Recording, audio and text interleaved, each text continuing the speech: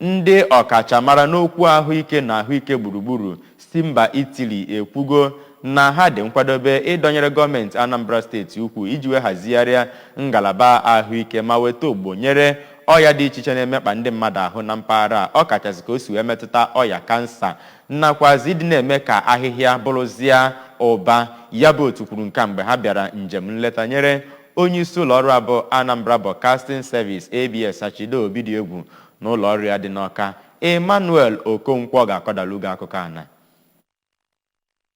Onye isi ndu otu ahụ bụ architect Manlio Amatu bụ onye kwuru okwu n'ọnụ ọkammụta Stefano Valabrega kwupụtara njikere ha ịkwalite ọnọdụ ahụike na steeti a ma ọ bụrụ na gọọmenti steeti a bụ nke ga-ekwe ka ha jikọọ aka ọnụ n'ọrụ. O kwupụtazikwara amụma ha nwere iji wee wube ebe a na-enyocha nakwa na-agwọ ọrịa kansa na Anambra steeti bụ nke ha si na ọ ga-enyere aka igbochi ọrịa kansa nakwa benata ọtụtụ ọnwụ ndị mmadụ na-anwụ maka ihe gbasatara ọrịa kansa. Otu ahụ bụkwa nke gbadokwara okwu na mgbasa ozi kwukweziri nkwa na ha ga-enyere aka wulite ụlọ ọrụ Anambra Broadcasting Service ma ọ bụrụ na gọọmenti steeti a ekwete ka ha rụkọ ọrụ ọnụ. N'aka nke ya, onye Managing Director Ọka Capital Territory Development Authority bụ Maazị Osi Ọnụko gwara otu ahụ na gọọmenti steeti a bụ nke ji obi aṅụrị anabata ha na steeti a ma kọwazikwa ebumnobi ha bụ nke gbadoro ụkwụ nakwa sonye n'amụma gọvanọ Chukwuma Soludo ji na steeti a bụ nke o kwuru na ọ ga-enye aka ịgbanwe ọnọdụ steeti a nakwazi ahụike n'ime ya.